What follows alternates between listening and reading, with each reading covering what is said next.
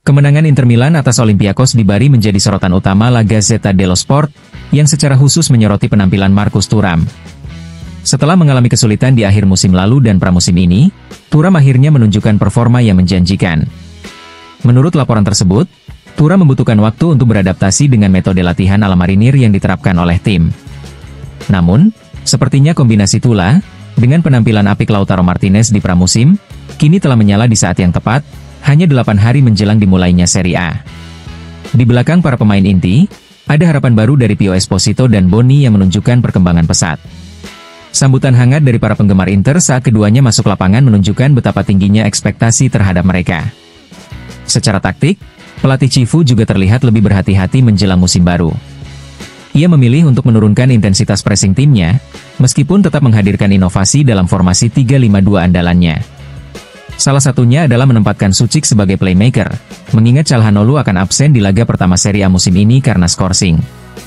Meskipun Suchik menunjukkan potensi dan kepribadian yang baik, ia masih perlu banyak belajar untuk peran barunya tersebut.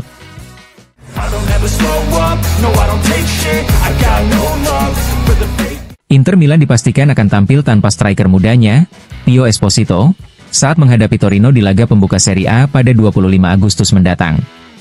Menurut laporan La Gazzetta dello Sport, Esposito harus absen karena menjalani skorsing yang ia dapatkan dari kompetisi Serie B musim lalu.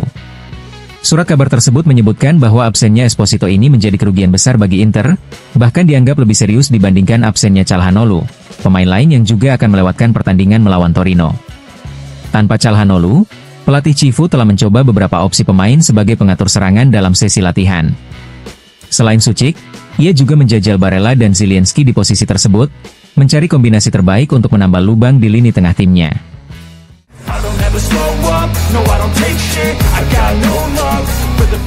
Tidak ada nilai khusus untuk setiap pemain dalam laporan Gazzetta dello Sport mengenai laga persahabatan antara Inter Milan dan Olympiakos. Namun, surat kabar tersebut membagi pemain ke dalam dua kategori, yang paling menonjol dan yang masih tertinggal. Dua pemain yang dianggap paling siap adalah Nicolo Barella dan Marcus Thuram. Barella dipuji karena kecepatannya dalam membangun serangan dan umpan-umpan kuncinya yang tajam. Sementara itu, Thuram dinilai berhasil mempertahankan posisinya, menunjukkan bahwa ia menyadari persaingan ketat yang ada di tim. Sebaliknya, ada dua pemain yang dianggap masih belum mencapai performa terbaik mereka. Luis Enrique kesulitan bermain di sisi kiri, seringkali melakukan umpan silang yang tidak akurat dan salah posisi. Begitu juga dengan Zielinski, yang dinilai masih belum siap untuk mengambil peran sebagai pengatur serangan. Ia bahkan hampir saja menyebabkan penalti. Kehadirannya yang sudah lama absen dianggap sebagai alasan utama mengapa ia belum bisa menemukan ritme permainannya.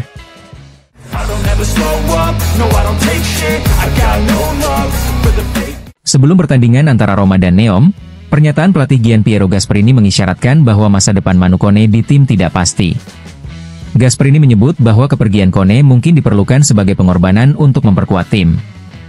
Di sisi lain, saat pertandingan berlangsung, para pendukung yang berada di tribun Curva Sud Frosinone memberikan penghormatan kepada Kone dengan nyanyian. Kone pun membalasnya dengan tepuk tangan kepada para penggemar. Namun, seperti yang disorot oleh Il Messaggero, kepergian Kone tetap menjadi kemungkinan.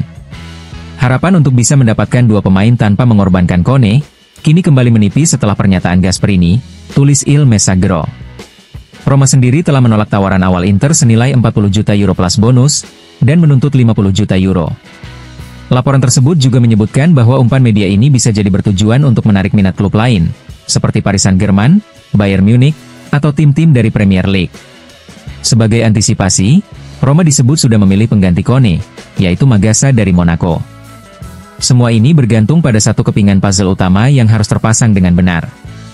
Setelah itu, yang lain akan mengikutinya.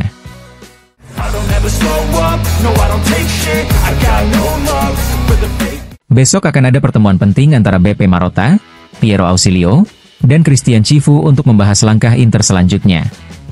Menurut La Gazzetta dello Sport, pernyataan Gasperini telah membuka kembali diskusi tentang Kone, bahkan setelah sebelumnya dihentikan oleh Friedkin. Para petinggi Inter kini semakin yakin bahwa investasi harus difokuskan pada lini tengah, di mana Cifu menginginkan lebih banyak kekuatan fisik dalam timnya. Oleh karena itu, strategi bisa berubah, dan gagasan untuk merekrut Lookman mungkin akan dibatalkan sepenuhnya. Inter menyadari bahwa fokus pada lini tengah jauh lebih strategis, dan jika perlu, mereka mungkin hanya akan mendatangkan satu pemain berbiaya rendah di akhir bursa transfer.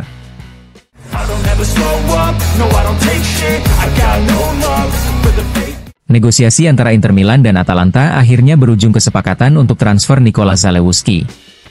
Menurut La Gazzetta dello Sport, Inter berhasil menjual Zalewski hanya 2 bulan setelah statusnya dipermanenkan dengan harga 6 juta euro, dengan keuntungan bersih 10 juta euro dari total 17 juta euro yang diterima. Transfer ini dinilai menguntungkan semua pihak. Inter mendapatkan dana segar, Zalewski akan memperoleh menit bermain lebih banyak, dan Atalanta berhasil mendapatkan pemain serbaguna yang bisa mereka kembangkan. Kesepakatan ini juga menjadi sinyal baik bagi hubungan kedua klub, meskipun disebutkan secara terpisah bahwa negosiasi untuk Ademola Lookman tidak ada hubungannya dengan transfer ini.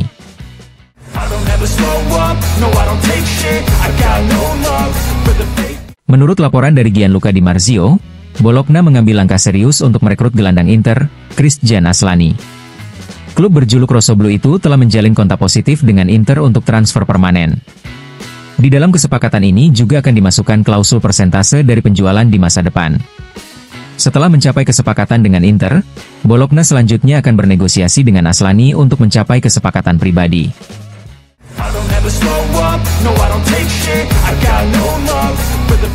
Menurut laporan dari Tuttosport, masih ada kemungkinan Morten Frijndrup akan meninggalkan Genoa, dengan klub mematok harga sekitar 25 hingga 30 juta euro.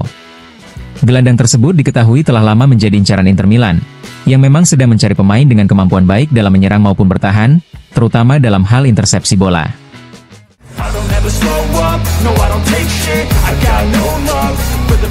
Berdasarkan laporan Messaggero Veneto, Inter Milan telah mengajukan tawaran pinjaman untuk BU Udinese, Oumar Solet, meskipun pihak surat kabar itu skeptis dan mempertanyakan apakah Solet akan membantah kabar ini seperti yang ia lakukan sebelumnya.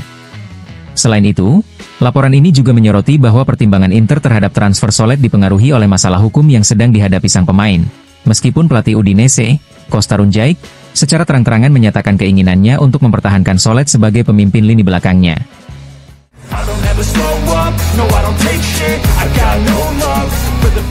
Laporan dari Inggris dan Belgia menyebutkan bahwa Inter Milan telah memulai negosiasi dengan Antwerp untuk merekrut kiper muda berbakat, Senne Lammens. Kiper yang dianggap sebagai permata di negaranya ini menarik minat banyak klub top Eropa, dan Antwerp dikabarkan menuntut biaya transfer sebesar 20 juta euro. Mengingat kiper utama Inter saat ini, Jan Sommer, hanya memiliki sisa kontrak 1 tahun, Inter sedang mencari kiper untuk masa depan. Walaupun negosiasi telah dimulai dan secara teoretis semua berjalan lancar, kesepakatan akhir akan sangat bergantung pada kesiapan finansial Inter untuk memenuhi tuntutan harga tersebut.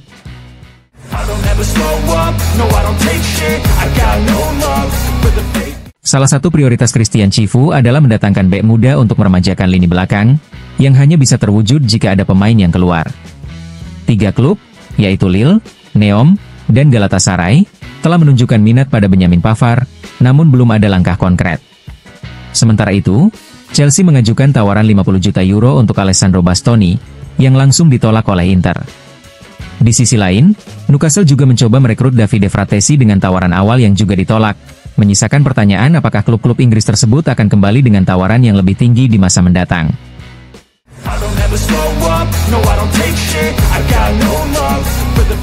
Presiden Inter Milan, Beppe Marotta, kini resmi menjadi bagian dari jajaran pemilik klub. Melalui wawancara dengan Gazzetta dello Sport, Marotta menjelaskan keputusannya untuk berinvestasi, dengan membeli 2% saham klub dari Oaktree. Hubungan saya dengan Oaktree semakin erat seiring berjalannya musim. Saya senang mereka memberi saya kesempatan untuk berinvestasi bersama mereka di Inter. Ini adalah bukti nyata bahwa kami sama-sama percaya pada pembangunan yang berkelanjutan dan jangka panjang bagi Nerazzurri, ujar Marotta.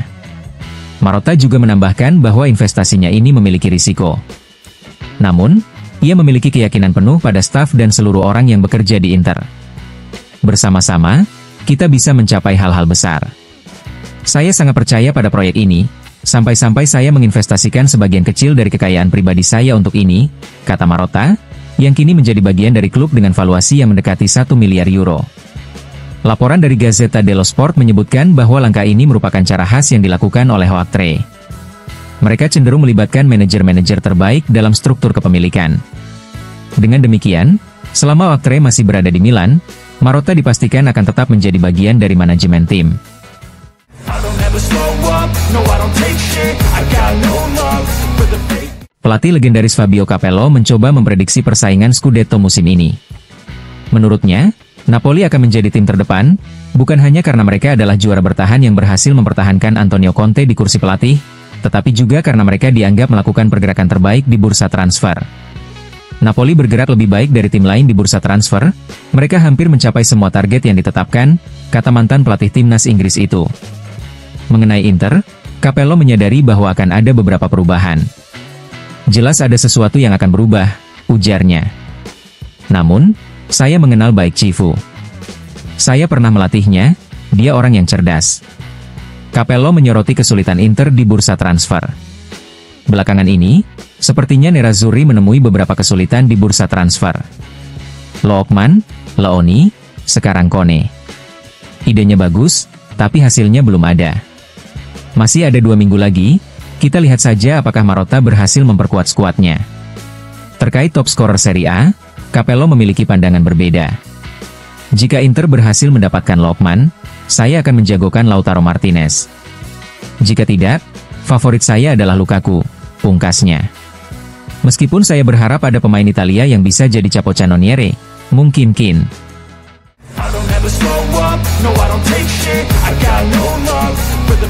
Pelatih tim Neom, Christophe Galtier, mengonfirmasi minat timnya terhadap bek Inter Milan, Benjamin Pavard, setelah pertandingan persahabatan melawan Roma. Galtier, yang tampak tersenyum saat berbicara di depan kamera, tak sungkan memuji Pavard. Dia adalah pemain yang luar biasa. Saya mengenal baik sosok dan juga kemampuannya sebagai pesepak bola, ujar Galtier. Pelatih asal Prancis itu mengungkapkan bahwa mereka sudah berusaha meyakinkan Pavard untuk bergabung. Namun, ia menyadari bahwa Pavard memiliki banyak tawaran dan kemungkinan besar ingin tetap bermain di Eropa demi kesempatan tampil di Piala Dunia pada akhir musim. Tapi, Benjamin, jika kamu ingin datang, datang saja, Galtier menutup pernyataannya sambil tertawa, seolah memberikan isyarat terbuka bagi Pavard.